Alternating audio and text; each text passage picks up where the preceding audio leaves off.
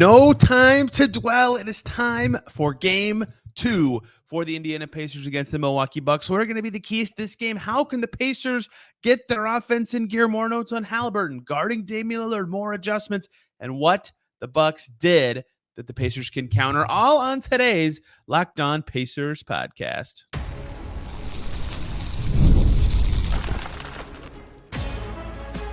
You are Locked On Pacers, your daily Indiana Pacers podcast, part of the Locked On Podcast Network, your team every day. What up, y'all? Happy Tuesday and happy game day here from Milwaukee, and welcome into another edition of the Locked On Pacers podcast, where we, of course, talk about the Indiana Pacers. As always, my name's Tony East. I cover the team for Forbes and SI, and today it is officially Game 2. Less time to dwell for the Pacers. Maybe that's good.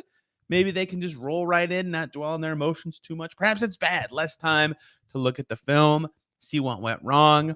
Depending on what you thought of how they lost Game 1, that's good or bad. If you thought it was an energy loss, flush it, move on. Your schematics were good enough.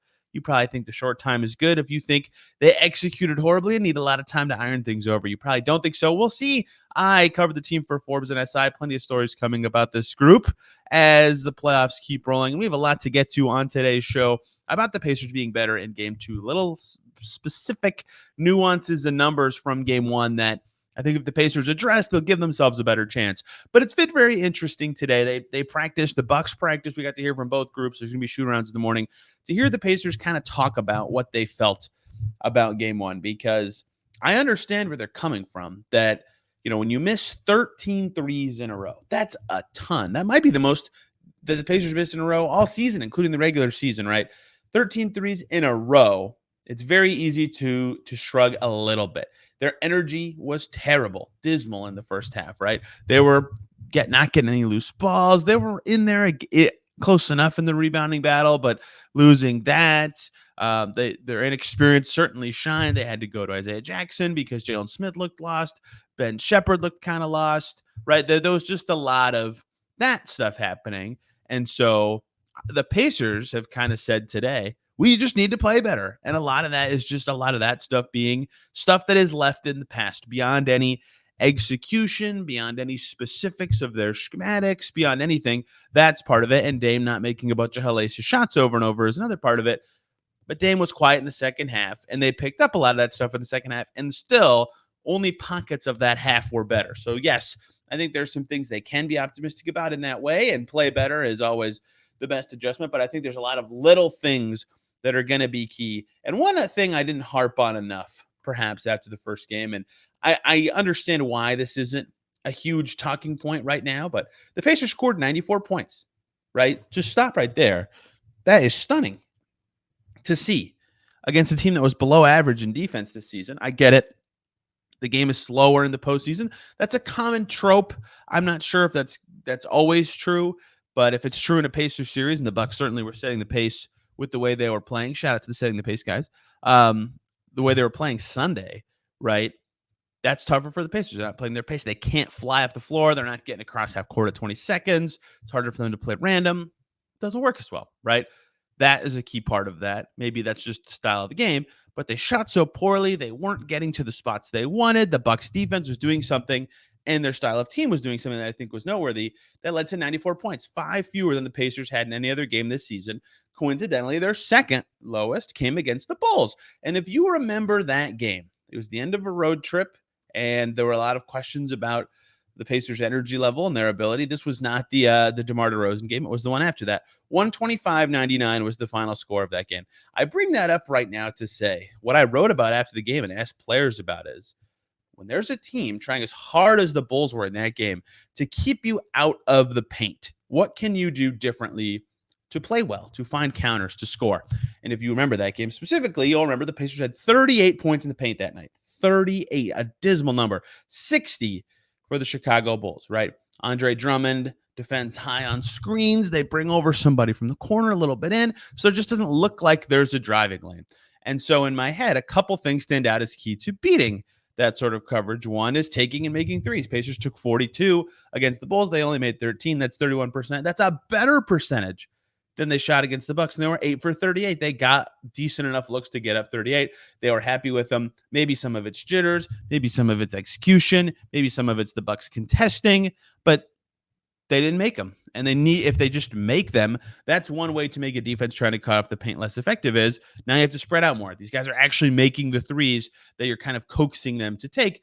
But another part of what the Bulls did, more so than what the Bucks did, is there were spaces for passes, but they're harder passes. They have to be skip passes or like right on time bullets to beat a defense and actually make them rotate, because anything lobbed, anything bounced, they can recover quickly. That's something the Bucks talked about today at their practice, was when they're defending Haliburton, especially on the jump passes. They want to make sure they get their arms up, they're as high as they can, so that his passes have to be lobs, or they can't just be bullets, right? So the ball can move faster than any person easily.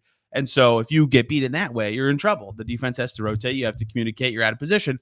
And they did a really good job of all that stuff. So the reason I bring up that Bulls game is because in game one, the Pacers finished with 40 points in the paint. Now, they actually defended the paint really well. The Bucks only had 34 points in the paint, but 40 is emblematic of a lot of the Pacers' offensive struggles. That would have been their 5th lowest scoring game in the regular season for points in the paint. They were only below 40 4 times. They went 1-3 in those games, when including the other 3 games where they were at 40 or fewer. They were 2-5 in those games, right? They really are better when they're paint to great. They say that. They have a phrase for it, right? They know they're the best when they play that way. And the teams that did the best at cutting that off were good. Another grouping of teams that did well slowing the Pacers this season routinely, sometimes that's because they have arms everywhere. Sometimes it's they can throw unique guys or styles of defenders at Tyrese Haliburton. Sometimes they just have advantages in all sorts of matchups. But teams with size, another common thing that we talked about here about the Pacers all season. The Lakers in the in-season tournament finals, the most obvious one, where it was like Cam Reddish was the 2 sometimes. Obviously, that game against the Jazz right before the Siakam trade, where Andrew Nembhard's on Larry Markkinen. The Jazz aren't huge. That just showed how small the Pacers were at the time. That was pre-Siakam trade, right? But even after the Siakam trade, sometimes it stood out. Like against Minnesota, who's huge, or against Orlando, who's huge. Orlando, still to this day, to me, the worst Pacers performance of the season was the first half they had at home against the Magic back in November, right? This first half against the Bucks rivaled it, certainly. But the Lakers, the Timberwolves, the Magic, those stand out as the teams that did the best, to me, of actually deterring the Pacers with their size. But there were more than just that, right? The Bucks had the double whammy, I think, on Sunday. They were keeping the Pacers out of the paint, and they had the size. That's how they held them to 94 points. And that's what the Pacers' key adjustment's going to be to get scoring is, how do they make a team defending like that not as effective, right?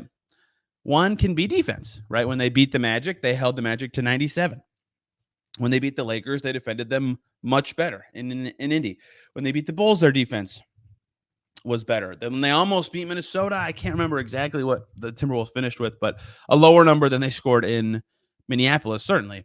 Defending not only is like obviously better than defending poorly, but for the Pacers specifically, who want to run, who want to grab a rebound, turn and go, no hesitation, no walking it up, no playoff tropes, getting stops gets them into transition when they're at their best. And the Bucks stunk in transition defense during the regular season. They're better now, but I think that is thing one that stands out to me of beating a team that's trying to keep you out of the paint and trying so hard, as my camera falls, trying so hard to use their size to deter a team.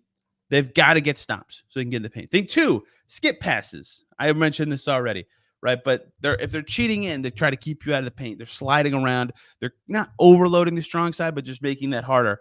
A skip pass, if it's there, if a guy can get it there, those are valuable. That's a way to get a defense in rotation or get an open 3 up or something.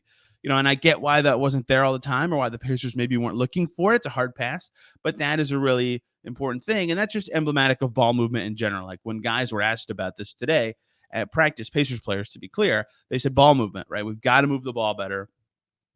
That's when we're at our best. And so 40 points in the paint stood out as a number that, of course, was crushing and says a lot about their offense. They only had 20 assists. That's a pretty low number for them, given the season. They obviously shot it poorly. A lot of these things are interconnected, as most basketball things are, but I think that is an under-discussed thing from game one that really all came together to be the perfect storm of crumminess for the Pacers. Doc Rivers mentioned it before the game. He said they have speed, they have pace, right? We have size.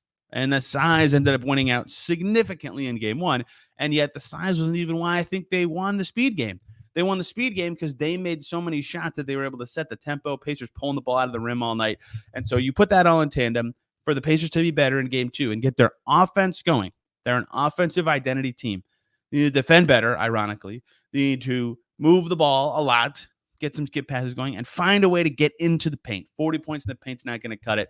And it all starts with the head of the snake, Tyrese Haliburton. We talked a little bit about this on the last show, but I want to talk more about his game because we got to talk to him more and hear from the Bucks, what he needs to do better, all sorts of other stuff from game one, hanging into game two before we dive into any of that, though.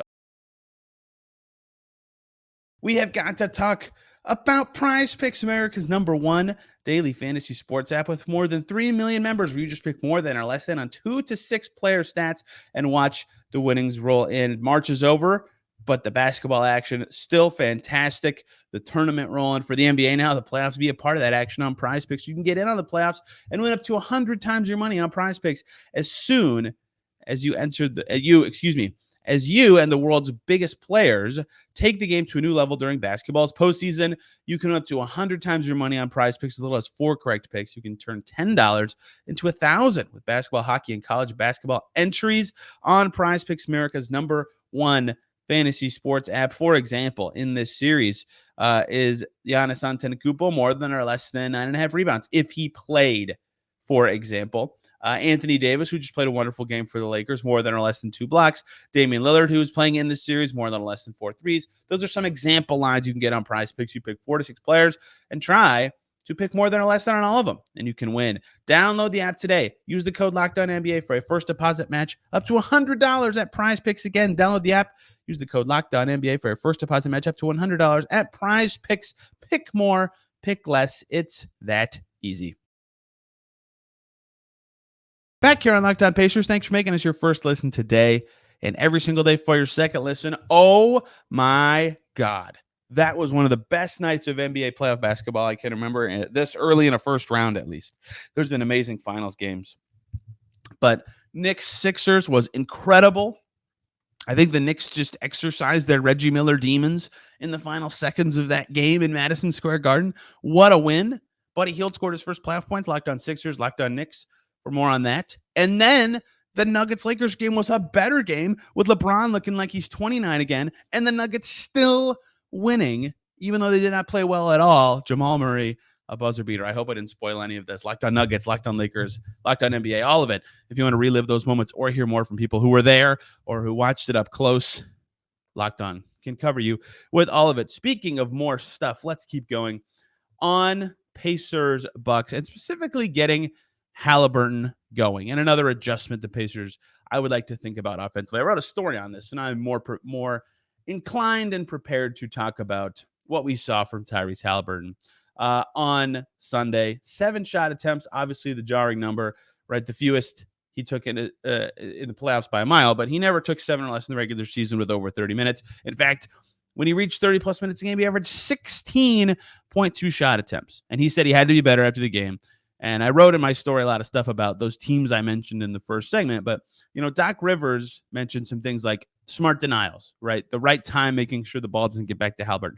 They jammed him in the press. I actually mentioned this after the in-season tournament on the show when teams were, blitzing Haliburton like crazy. Something I noticed about teams that were covering him is when they would score, opposing teams would score, they would get a guy right behind Haliburton when he would catch, even like 80 feet from the rim. That guy's not there to press. He's there so when Haliburton turns around, he can't see everything, and that naturally slows him down. Then that guy just backs up, and like that kind of jamming stuff that Doc Rivers talked about, that's not exactly what he's saying, but that kind of stuff can be really deterring. And I thought that was noteworthy that he mentioned that, and that slows down the pace of the game. It makes it way harder for Haliburton to beat Tyrese Haliburton. Obviously, their offense, 5 points per 100 possessions better with him on the floor. He's got to find a way to get going. He said today, yesterday, if you guys listening, I thought their scout was good, but I think a lot of it was self-inflicted of his own performance. And then he said, they're a good team. They guard well. Honestly, a lot of it is on me more than anything. I'll be better tomorrow. 8 assists, 9 points on 4 for 7 shooting. It's efficient, but he's got to be better. Malik Beasley, and we talked to him, he said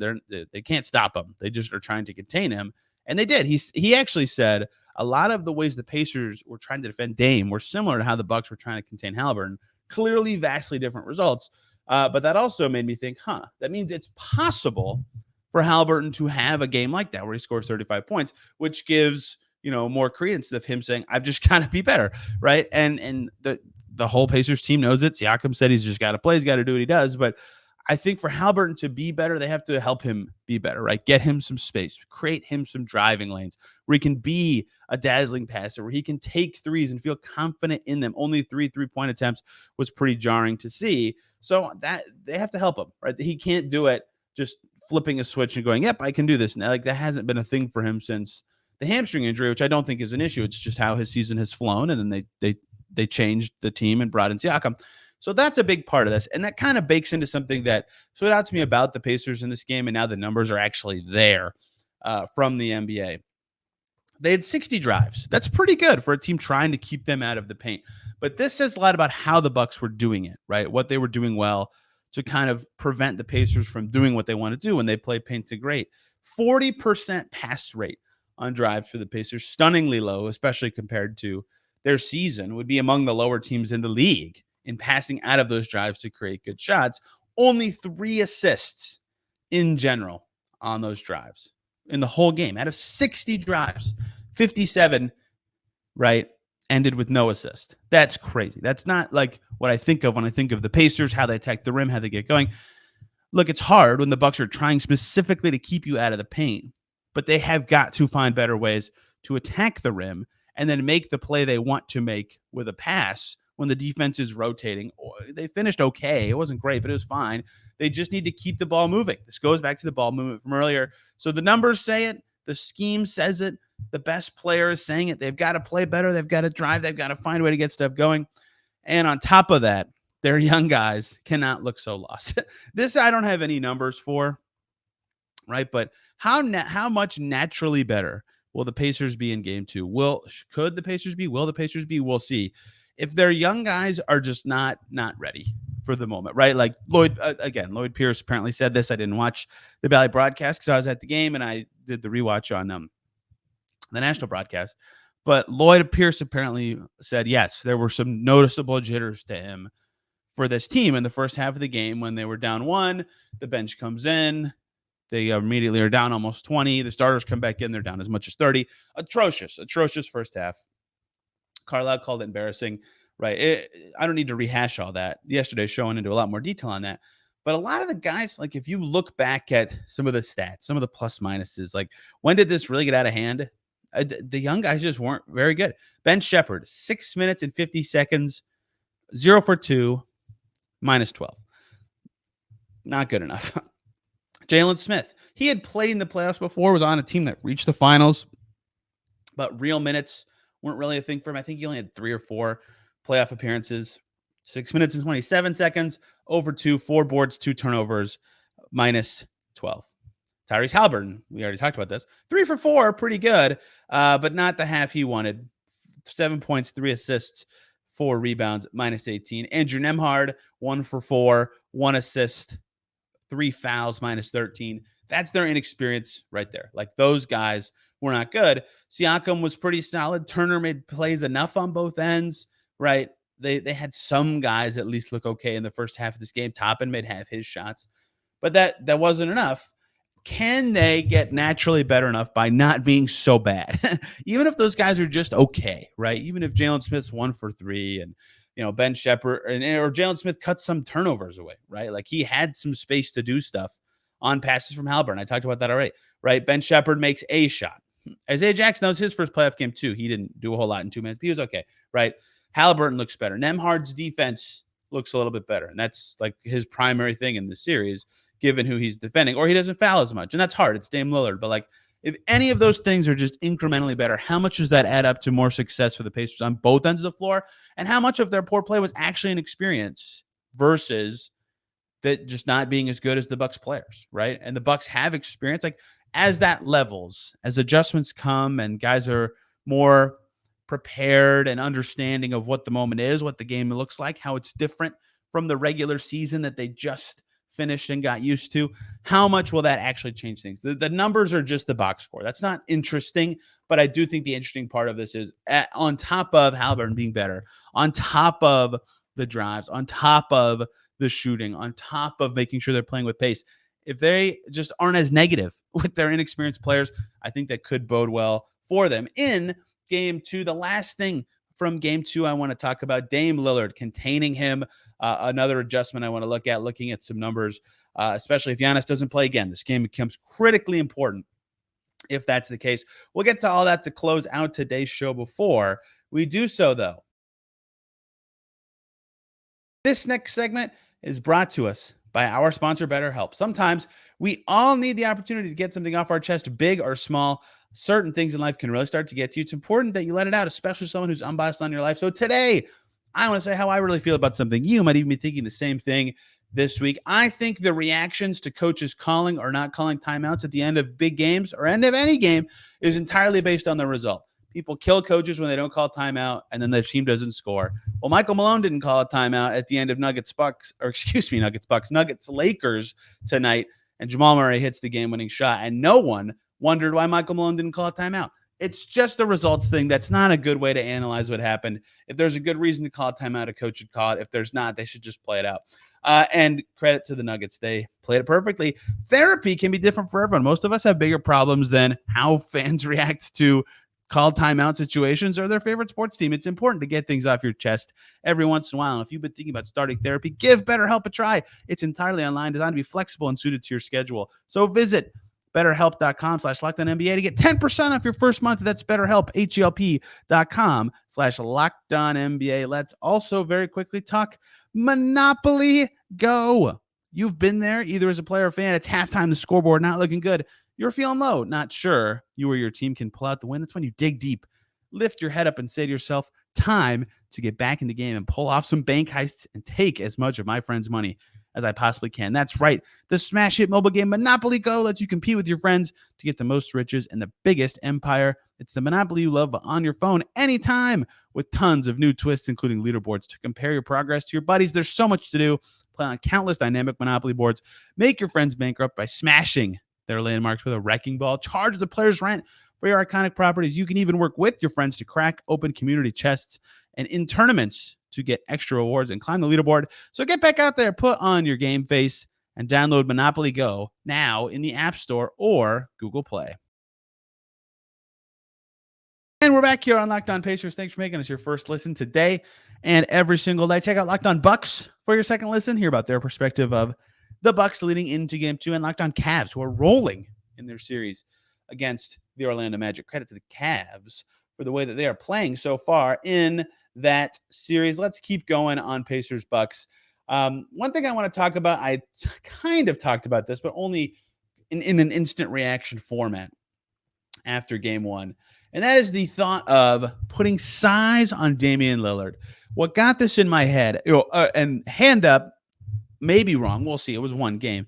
I said Andrew Nembhard on Dame should be what the Pacers do, A, and B is a very important matchup. And I still think it's an important matchup. Maybe it shouldn't be what the Pacers do. And I only say that because of what other people have said, not because of necessarily anything I particularly saw. But now the numbers say other people might be right. I follow a couple of people who cover the Blazers, who are like, man, the Pacers need to put more size on Dame. They've seen Dame's whole career. They've seen the best guys at defending him. Obviously, a very low light of someone large defending Dame was Paul George in that Thunder Portland series. I forget how many years ago, but like size on Dame apparently is the move. So let's dive into the numbers, because now we actually have matchup data from game one. Dame was 7 for 12 against Andrew Nembhard and TJ McConnell, right? 7 for 12. It's pretty good. He was 4 for 12 against everyone else. So right there, we're talking about super small samples, right? If you think this is dumb, throw it out the window. But that's something, right? Especially after hearing a bunch of people who've covered that guy for years ago. That's not going to work. That's too small. Well, the two small guys that guarded him, he shot it over them and scored well. And the bigger players who guarded him, he did not do very well against. If you want to even isolate it on bigger players specifically who will guard him a lot, he was 2 for 6 on Nesmith and Siakam, right? So clearly there is something to that. The question is, how can they actually get size on him. If the Bucks start the same group, if Giannis doesn't play, also, if Giannis plays, throw out the playbook, stop him first. If Giannis does not play in game 2, and it's once again Beverly and Lillard in the backcourt, and then Middleton, Portis, and Lopez in the front court, is it possible? Possible. I'm not saying it will be easy. I'm not saying this is the smartest strategy. I just wonder, given how game 1 went, if they would try Nesmith on Lillard, Nembhard on Middleton. Yes, that is a very tough matchup for Nembhard, not because he's not a good defender, but because that's a lot of size to give up. But is the counterbalance of that, and Middleton had 23 anyway. If you're doing way better on Dame and a little worse on Middleton, is that better in the aggregate for your team? You need to sub differently to make that a possibility, where Aaron Nesmith is the guy guarding Dame for much of the game. Are there ways to not have to switch up the matchup at all, but every time Lillard sees an action, he sees 2 guys and one of them is larger than him? I don't know, but I wonder if that's possible, because you can't put Nembhard on Beverly and Nesmith on Lillard, because then Haliburton's on one of those giant forwards, and like Bobby Portis would catch the ball with Haliburton on him, turn around and back him down, right?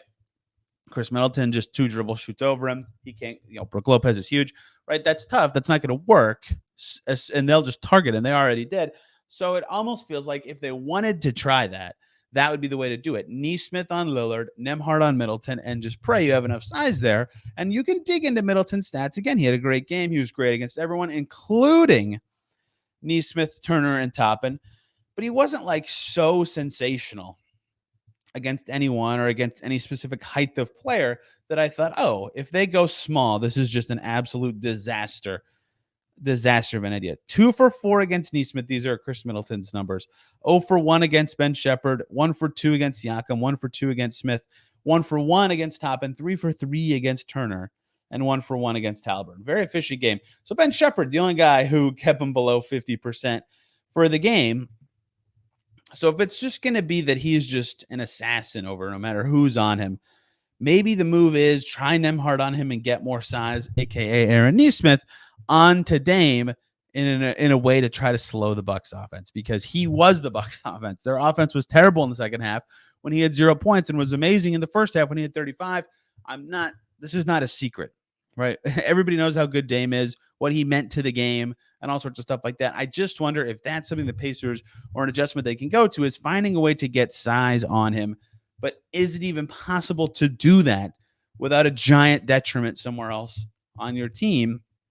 Because he did move the ball really well. He did have 4 assists. That was more than Dame. That's the second most on the Bucks in this game, was Chris Middleton's 4 assists. He played a wonderful game. That's why he was 9 for 14 with the double-double. So is it possible to switch the Lillard matchup in a way that does not get you killed by Chris Middleton? I don't know. I want to see it attempted, though, just given how game 1 went for the Pacers and given other adjustments they need to make.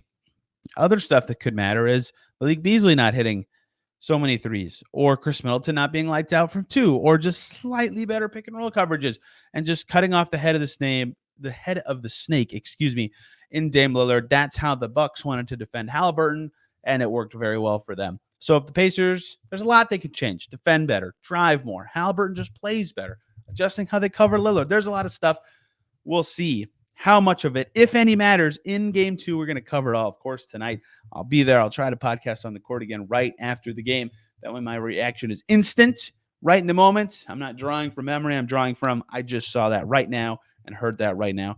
Hope you guys have enjoyed the playoff coverage here on Locked On Pacers. Sorry for no guests today, but it looks like we got it locked up for the last 2 days of the week, as well as right after game 4. So we'll keep rolling with other people as the week progresses. And of course, tomorrow you'll get just me after game 2. If you think I said something stupid, comment down below on YouTube or tweet at me at Tony R. East. The show is also on Twitter at Locked On Pacers. You can see what we say and when I need mailbag questions or anything from you, the listener. Thank you a ton for listening. Hope you're enjoying the playoff coverage. Have a wonderful day. We'll see you after game 2.